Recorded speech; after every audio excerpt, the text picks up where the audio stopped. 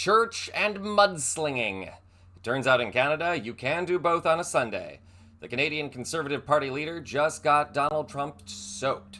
Welcome to Occupy Democrats, and happy Groundhog Day. Try not to crawl back in your hole after you hear this story.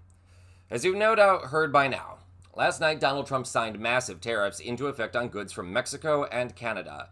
Goods imported from or through these countries will now have a 25% upcharge for American consumers. Goods imported from China, another major U.S. supplier, will also have a 10% upcharge. China, Mexico, and Canada are the three biggest trade partners to the United States. And to be clear, American consumers will pay these higher prices, not companies. Trump has even admitted as much, saying Americans should brace for higher prices and that they will, quote, feel some pain, unquote. How's that for compassionate conservatism? Experts across the political spectrum have repeatedly warned that Trump's tariffs will do little to curb the influx of fentanyl to the country, something Trump has cited as a reason for the new taxes. They also warn that such tariffs could spark a global trade war, resulting in a massive economic downturn for the United States. Now, if Canada is any indication, the war has begun. This comes as something of an ironic twist, considering the number of Americans who cited inflation as a reason for voting for Trump. Massive inflation plagued the United States throughout 2020 and into 2022, thanks to Trump's handling of the COVID pandemic. Interruptions in supply chain and production sparked worldwide inflation. Joe Biden managed to flatline the inflation in the United States by 2023, but many Americans only recognized higher prices. They're about to recognize them again. Economists have warned that Trump's tariffs will raise prices on everything from oil to lumber to produce to meat to automobiles. So, in other words, everything. Now Canada's Conservative Party leader, Pierre Poilevres, has waded into the battlefield. Poilevres had previously welcomed Donald Trump's victory on social media. Check out this post from November. Congratulations to Donald J. Trump on his election as the 47th President of the United States. The U.S. is Canada's best friend and biggest trading partner, and I will work with the President to benefit both countries. My mission? Save our jobs.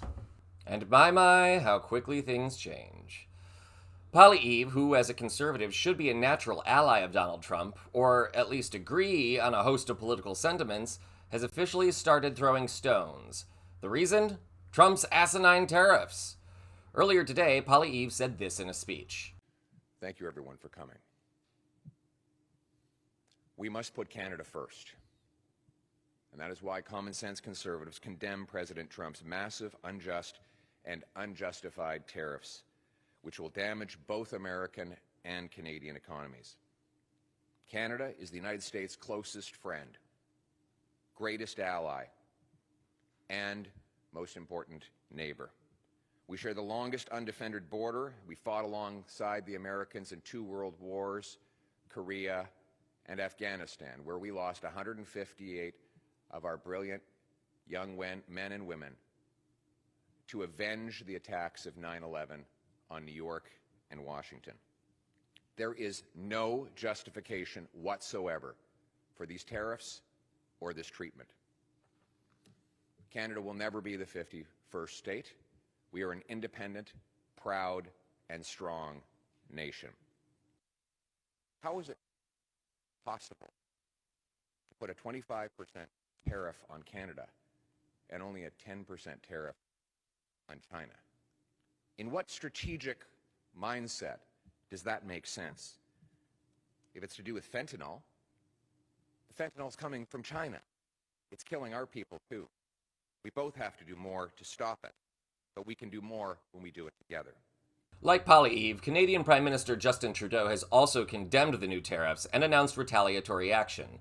Canada will now apply a high tariff to American imports, a move that will almost certainly harm profitability on the international front. Now, maybe you're asking, what's really going on here? Why would Donald Trump apply these new taxes which will only harm Americans? Is he that stupid? Does he have syphilis? Both are possible. But I have a different theory to posit for all of you. And it comes from Trump's brain. No, not his shriveled gray matter. It comes from Elon Musk and people like him.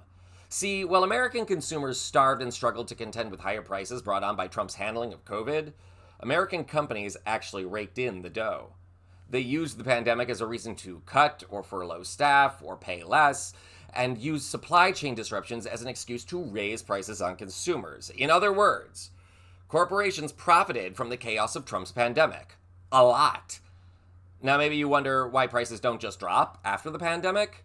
If supply is ample again, if the world is returned to normal, why don't prices?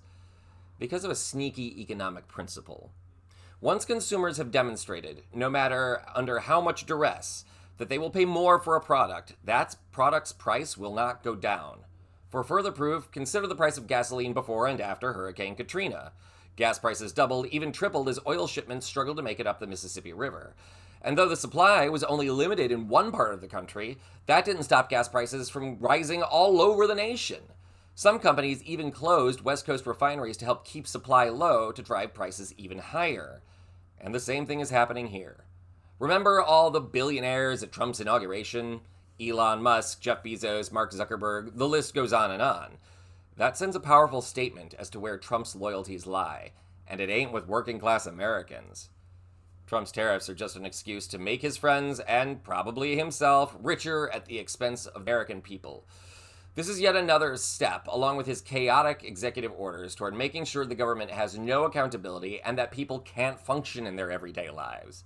He wants to make Americans desperate because when they are, they will accept lower wages, longer hours, more dangerous work, and a lower standard of living just because they want to stay alive. And in this trade war, Americans might actually root for Canada to win.